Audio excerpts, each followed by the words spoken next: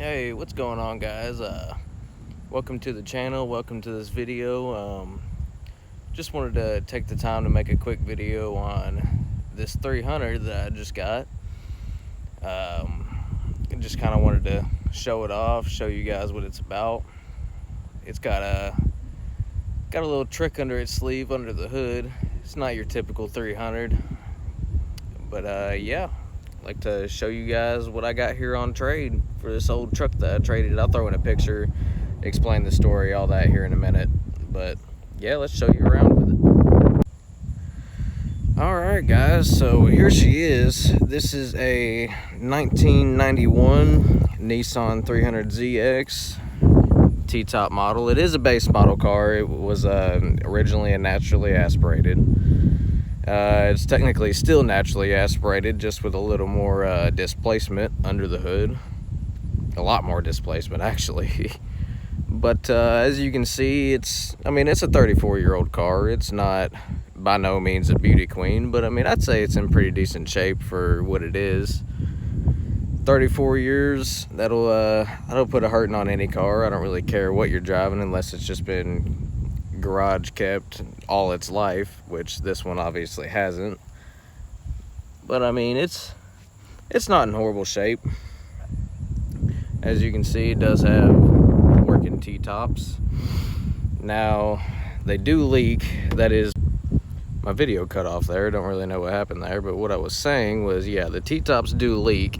It's gonna need new weather stripping all the way around. The whole car needs weather stripping, but it's definitely a 34-year-old Nissan interior at that. Because this is a swap, there is some gauges that don't work and whatnot. But we'll get into all the issues and whatnot here in a minute. But as you can see, it's all pretty original for the most part, except for obviously the steering wheel. It's got that kill you quick steering wheel, no airbag or anything like that. We die like men around here. I'll grab my super fancy hood prop here and show you guys what's under the hood. All right. Dinging gets super annoying in that car.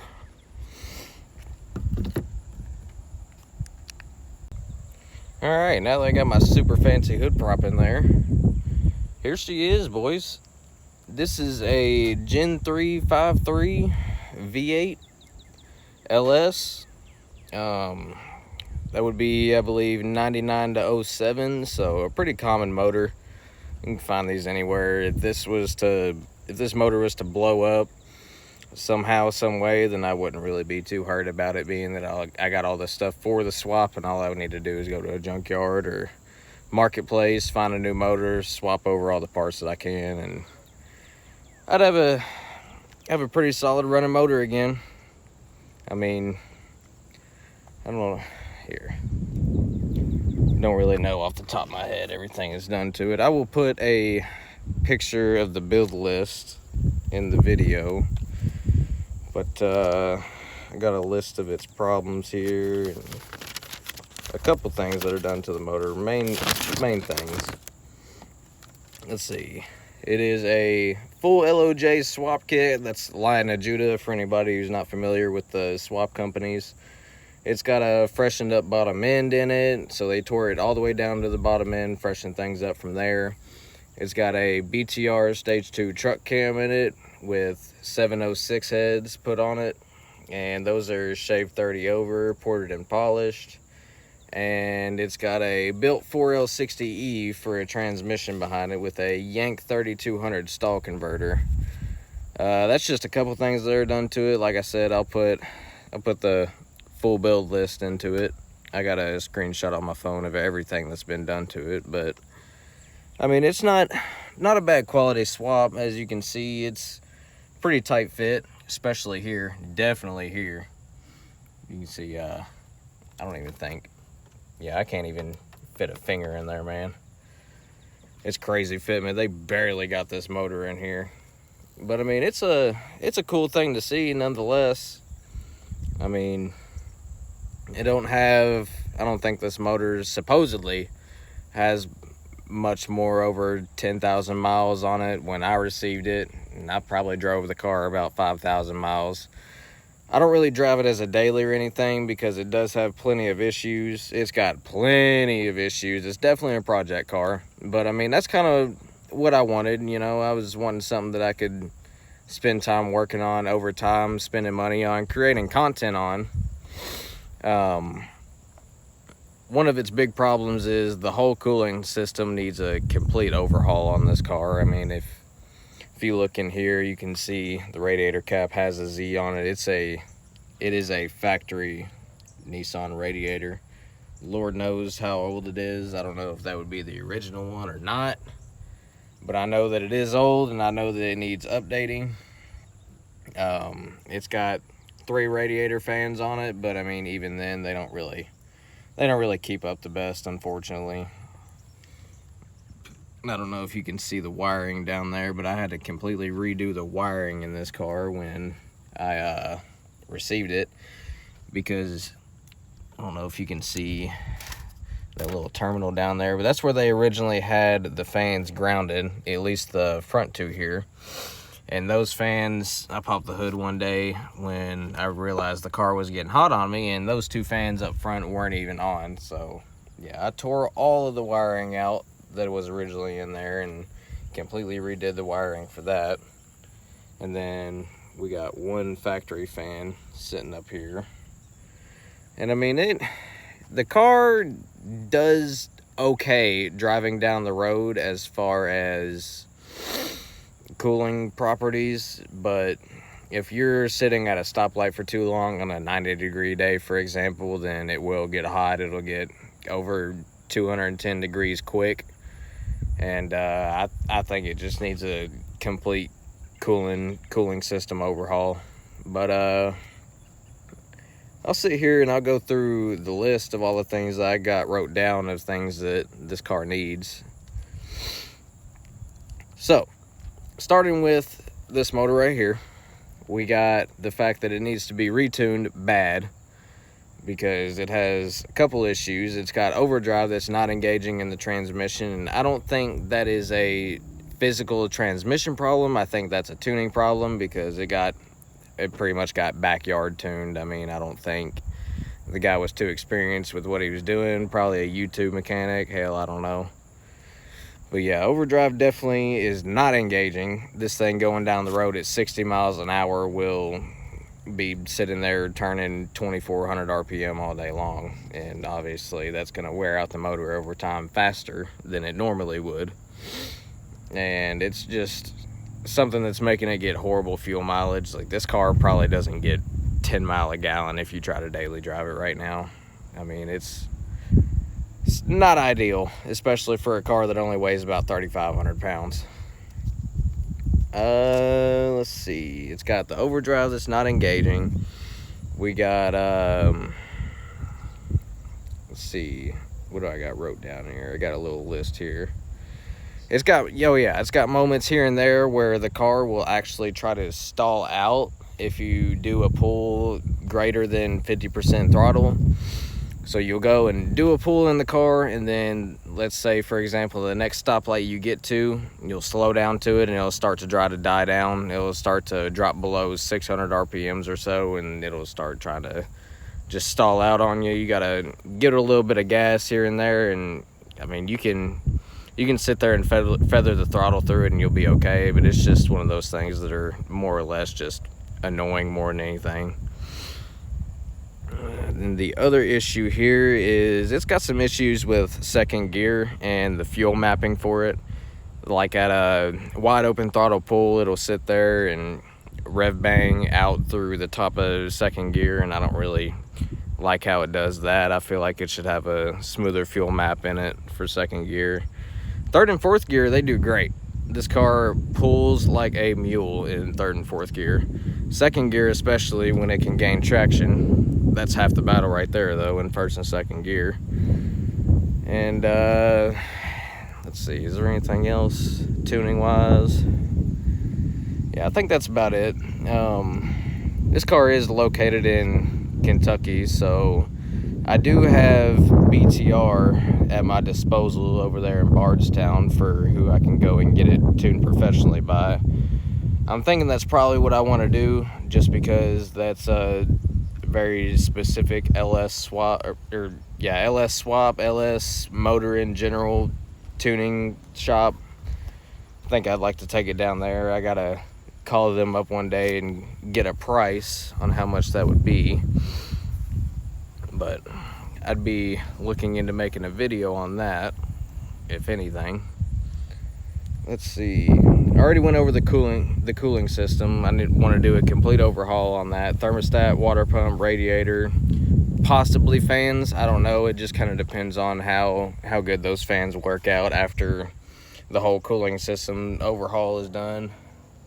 But yeah, I plan on throwing in at least an updated radiator, if not a bigger one, if I can get a hold of one for a good price. But we'll also be taking care of that thermostat right there, and then the water pump. It's all in one housing for the people that are not familiar with these LS motors, so I'll probably just go ahead and get the whole housing with the thermostat pre-assembled in it. Make sure it's a metal propeller, not no plastic junk like they like to put on these engines. Let's see. Peep the heater hoses there, just kind of hanging out. Let's see what else we got. It's got a bad exhaust manifold leak. I mean, when I got a hold of this car, first time I popped the hood on it by myself, all of these header bolts, every single one of them pretty much, were hand tight. So I tightened down what I could. I had a couple that I had LS manifold luck on them, and they just didn't want to tighten down all the way. Some of them spun around a little bit. I got this hole right over here for the manifold that doesn't even have a bolt in it. Yeah, it's just kind of a mess on that. I don't think the manifold gaskets are doing their job too well.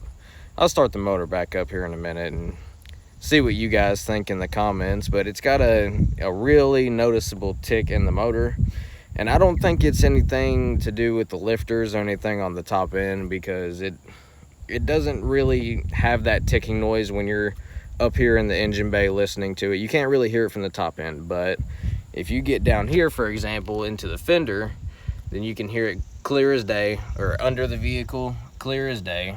You can hear that ticking. Doesn't matter which side of the motor you're on. So I'm thinking that it's something to do with the manifolds and maybe the spark plugs and wires. I don't know if those spark plugs and wires are arcing off the side of the block. I know that's a pretty common issue. I mean, it's definitely a possibility. It's not like it's not a big possibility here. I've heard about it a couple times. And then of course you got the piston slap. I've asked a couple opinions on what people think that ticking noise could be, and most people that know these motors just say, oh, well, what is it, Gen 1 LS? Yeah, it ticks. It's just gonna tick. That's just what it is. But I mean, nonetheless, it gets on my nerves, man. I hate sitting there listening to it. It does it whether or not it's cold, warm, doesn't matter. Anytime the car's running, it's ticking like that. It's just something that's irritating to me. Let's see, what else we got here? Plugs and wires, exhaust manifold. Definitely need some fresh tires. I have no idea how old these tires are. They are Toyos, but I'm pretty sure they got some years on them. They still got a decent little amount of tread. But yeah, you can kind of see on some of them. I'm looking for some dry rot spots. Could have swore I seen some on this tire. Yeah, there you go, right there. Yeah, they're starting to dry rot on me, so I can tell that they got some years on them. I would just like to go ahead and get some new rubbers all the way around this thing anyways, especially for how it's going to be being drove. I don't know if anybody's got any good tire recommendations for this car for a decent price, but I will put the tire specs in there just in case anybody does have any recommendations on that. Let's see, it's got a, now we're getting into not necessarily the LS, the motor problems, but we're getting into the 34-year-old Nissan problems, if you will. And one of those problems would be, I'll set this camera up and I'll show you guys what's going on with my front end here. All right, now if I take this wheel, that one's not too bad. Let's take it to the other side.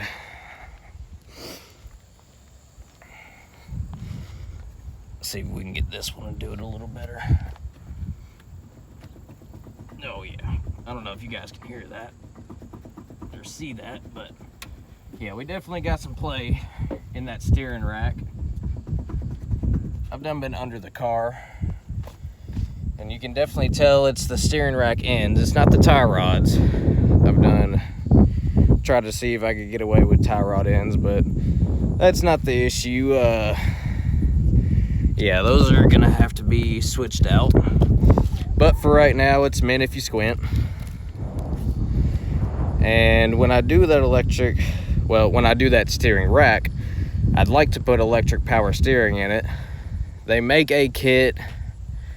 I forget who makes the kit. I'll have to put a picture or a link or something in the description or something about that, about the electric power steering system. But there is a company out there that makes electric power steering for this car, so I will be looking into that. The only issue is that kit's about a solid $1,300. So that's one of those things that it'll be all right for now.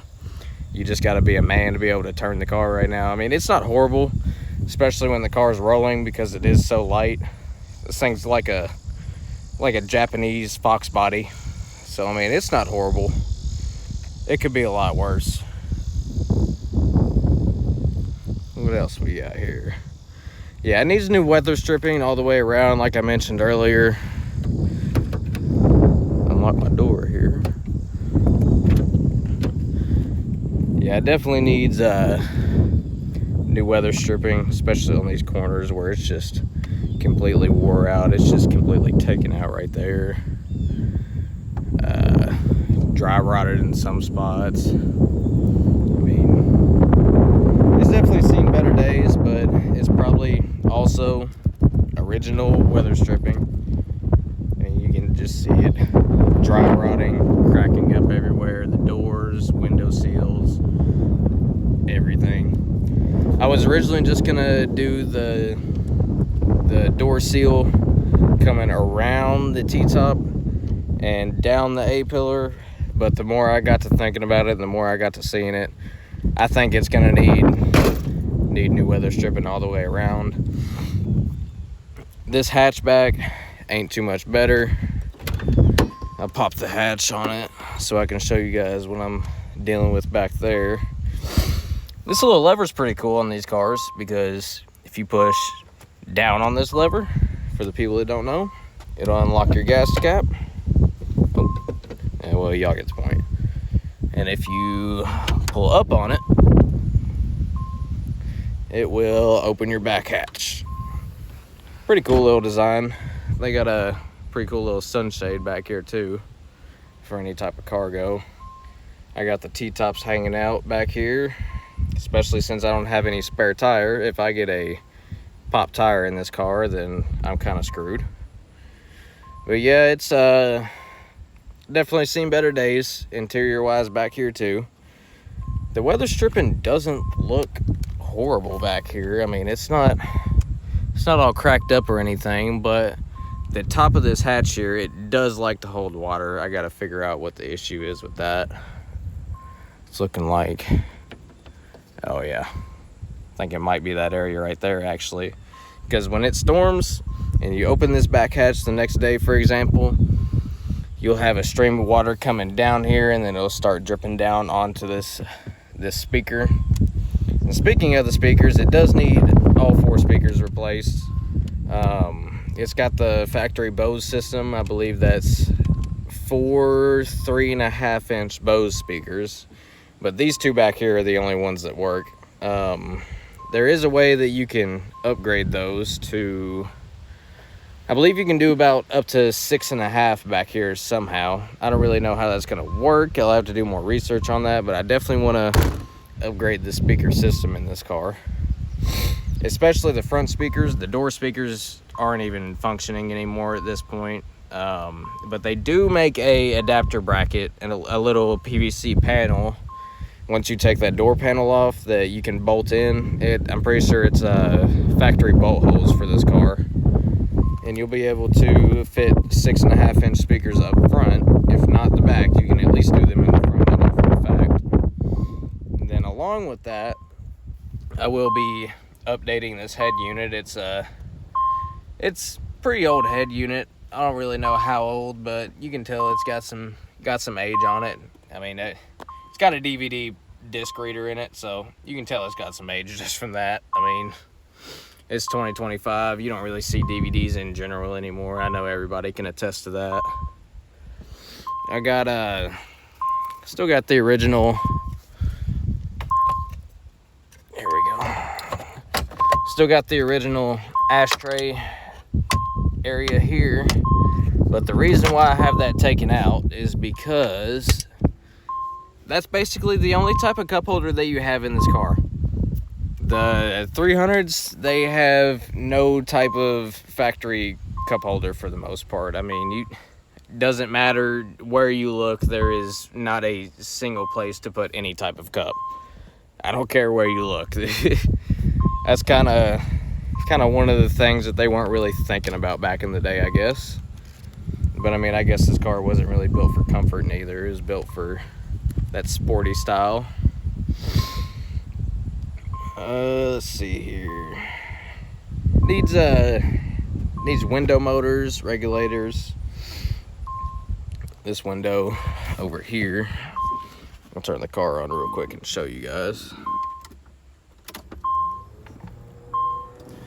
But yeah, this window over here, horribly slow, and then it'll get stuck eventually. Oh, wow. I put the car on video, and for the one single time since I've owned this car, the window doesn't get stuck. Wow. Make me look like an idiot. But yeah, as you can see, you see that purple tint there. The tint is absolute junk on this car. Go ahead and get out and show you guys. Yeah, the tint, it's pretty bad. I am not a fan of it at all. I mean, if you get in here and look through that back quarter glass, for example, you really can't see anything at all. It looks horrible. Back window, well, if my thing would work here. Back window, it's hideously ugly and starting to bubble up, and it's scratched up in a couple spots. And we got a guy over here in Kentucky near me where he does pretty good tint, so I'm probably gonna wind up taking it to him. Yeah, you can see right there, looks horrible. The back there looks horrible. Let's see. And then we got mirror tint on this side. And funny enough though, it's the only side, as you can see, that has any type of mirror tint, plus it's technically legal over here in Kentucky, so that's gonna have to be taken care of anyways and ripped off anyways. But I'm not gonna rip this off, keep the rest on, have a fishbowl on this side, and then ugly tint on the rest. I'm just kind of leaving it alone right now because I'm not really driving the car a whole lot anyways with how hot it is in summer. Because like I said earlier, it does have that overheating issue. And we'll also probably redo that sun strip on the front. You can see how it's two-toned here. I don't know how long this car was sitting originally before they wound up putting that motor in it, but you can definitely tell it's been sitting for a couple years of its life, handful of years of its life. But yeah, look at that bumper here. That bumper looks horrible. I plan on getting a different bumper for it. Surprisingly, the headlights are actually clear. But one thing that irritates me about this car is every time you get out to drive it, it never fails. This corner right here, it always pops out on me. You can kind of see it right there too. I don't even know what. Yeah, it's just kind of like a weather stripping design almost. Yeah, that's one of my pet peeves about these headlights is that stripping, whatever its purpose is, it always comes out on me. So that gets annoying. All right, where'd I put my little notebook with all my info here? There it is. One thing that I'd like to do some documentation on this channel is trying to get heat and AC back in this car, because the blower motors do work. The climate control and blower motor, all that inside here, it does work. So we'll look at our control panel here. The cruise control does not work. The defrost, I believe the defrost does still work. Fog lights work.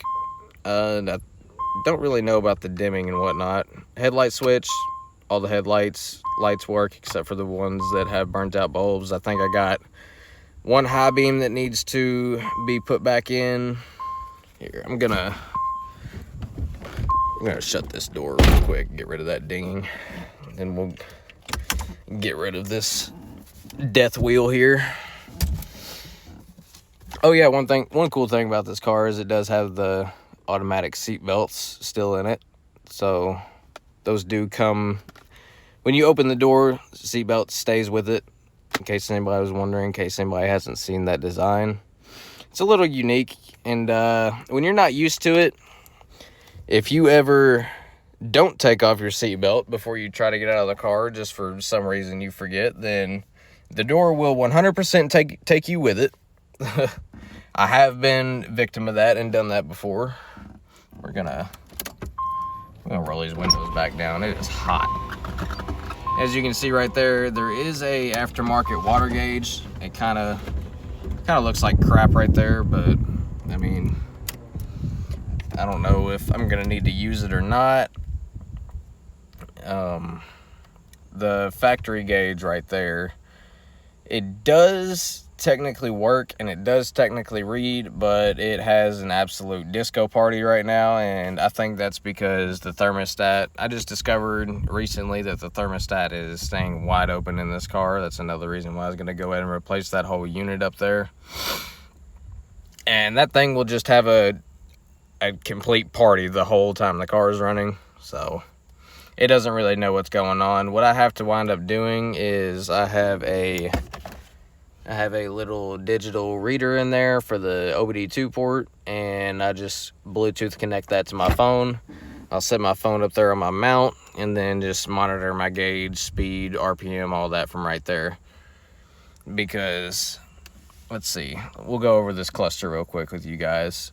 So, the fuel gauge does work, but supposedly, I haven't tested this theory yet, but supposedly if you let it get below half a tank of fuel, then it'll just run out of fuel. I think that's some type of issue with the sending pump or transfer tank or evap. There's something that's not right there, because I mean, there shouldn't be no reason why this car should just die on you with half a tank of fuel left in it. I mean, that gauge does seem to be accurate for the most part. I don't have any hiccups out of that fuel gauge or anything like that. So, I mean, I couldn't imagine it being any type of issue other than the unit. Let's see, we have the RPM gauge that does technically work, but it is off by a good amount. It kind of varies how much it's off, but I've seen it off from about 500 RPM. Sometimes I've seen it off about 750 RPM. It just kind of depends. And then I'm sure you guys can take a guess on whether or not the the mile per hour gauge works. That definitely doesn't work. Not really worried about it at the moment, because like I said, I just use my phone to monitor the gauges. But I mean, it's something that I might want to fix, or just go ahead and get a digital dash display put in this car eventually. I already talked about the temperature gauge. I do have the wire in the vehicle, in the engine bay, for that one. I don't really know which one I'm gonna try to make work, but one of them is gonna work. I would prefer it to be the one in the car, and that way I could get rid of that. I don't really like how it's on that cut up bracket and just kind of sitting there. Oil pressure gauge does not work. I currently have no idea what kind of oil pressure this car is running at any point. The odometer doesn't work, and I'm pretty sure the trip odometer doesn't work either. Haven't really messed with that. I don't really care about it. So, all right, back to the climate controls I was talking about. Kind of had an ADHD moment with that. 4-ways work. Climate control, everything here works. All these buttons work. The windshield wipers work. All this stuff works. Blower motor, everything. The only thing is, it has no AC compressor on it, because obviously it's a swap, and because race car, it doesn't have any type of compressor on it. And they also, as you guys seen earlier in the engine bay, they don't have the heater hoses even hooked up in the first place. So I think with some little finagling and some research and some wiring diagrams, we can get all that stuff back in the car. I am pretty technologically advanced when it comes to wiring things up. It's kind of what I do for a job. I build company trucks, brand new custom builds in the shop that I work at. So I'm pretty familiar with wiring and reading wiring diagrams. I know that LOJ does have a wiring diagram for the AC compressor for this specific swap, so they got some good material on that. But yeah, I think that is pretty much everything. Oh yeah, that 12-volt plug doesn't work at all. I checked the fuses that are under the steering wheel, under the dash. That didn't really help anything, so I got to figure out why that 12-volt plug's not working. I'd like to do something with that cold air intake system, because you guys seen earlier how bad it is fitment wise in there, and it's not even a cold air intake, it's a warm air intake. And I'd like to go ahead and hardwire a radar detector in it. I have a radar detector for this car, so we'll probably wind up putting that in it. And yeah, that's pretty much everything plan wise for the car. And I'll have videos out as I do stuff. So yeah.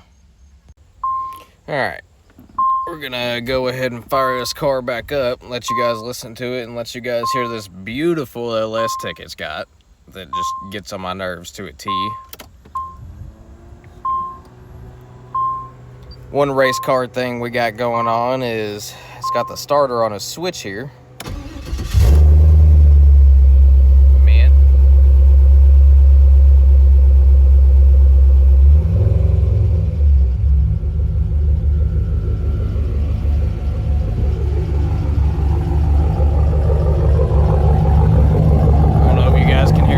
From the back. I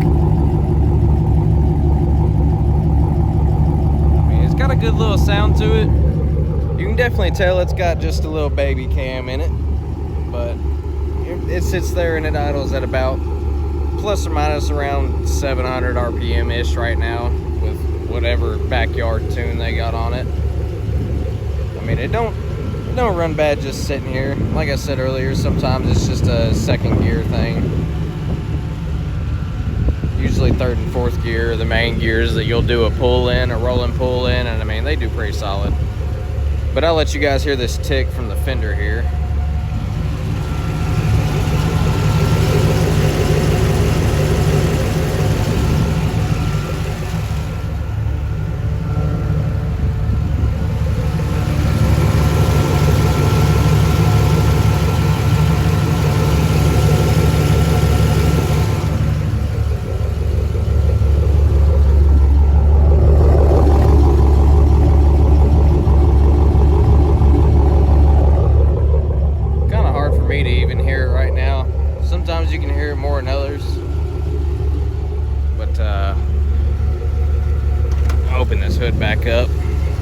let y'all hear it from the top end.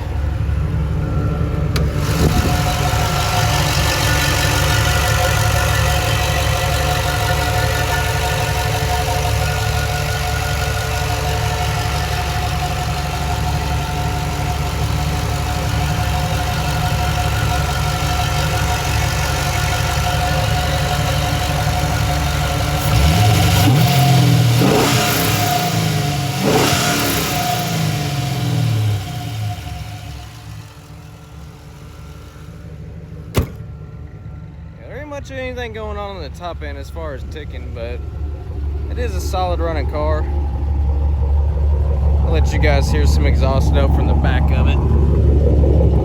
If you guys have any idea what that little tick could be, other than anything that I've already thought that it could be, then I'd love for y'all to put it down in the comments. Tell me what you guys think.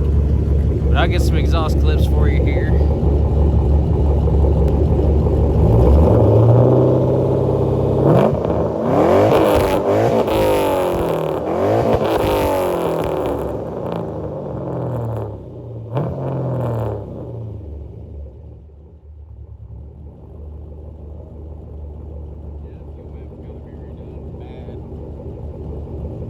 It smells like straight raw fuel out of this thing. Well guys, that's the car, and I hope you guys enjoyed the video. I'll do some driving clips here before I end the video off. Do a pull or two maybe, and just something for you guys to see how it goes down the road. But yeah, that's the end of my commentary on it, the end of everything that I want to explain on the car, everything that I want to talk to you guys about as far as future goals with the car, what I want to do with the car in the future, everything that's going on with it, everything that's going right, everything that's going wrong. And that's something that you guys would be interested in seeing and following along with, and I plan on making videos on it. I'd appreciate it if you guys would like, subscribe, and share the video, so that way I know that it's something that people actually want to see content on. I think it's a pretty unique car. This isn't a car that you can, it's hard enough just to see a 300 going down the road, let alone with an LS, mildly built LS in it. So I mean, that's part of the reason why I even got the car in the first place. Like I said earlier, I traded my old 6.0 Powerstroke for it. It was a clean truck, good running truck. He was looking for a truck. He was tired of dealing with the project of this. He needed a daily driver. He drove like a 1 hour daily commute to work and back, so he was looking for a daily driver. He was looking for a truck. I had a nice truck. We wound up doing an even trade on it. But yeah, that's the story on it that I got. And that's everything that we plan on doing in the future. And like I said, if that's something that you guys want to see in the future, like, subscribe, share the video, tell your buddies, show your friends. And if it's something that you guys want to see, then we'll make plenty of content on it. We'll make it a thing. Thank you guys for watching. I'm gonna throw a couple of driving clips in here as I'm on my way back to the house, whatever. Yeah, you guys have a good day.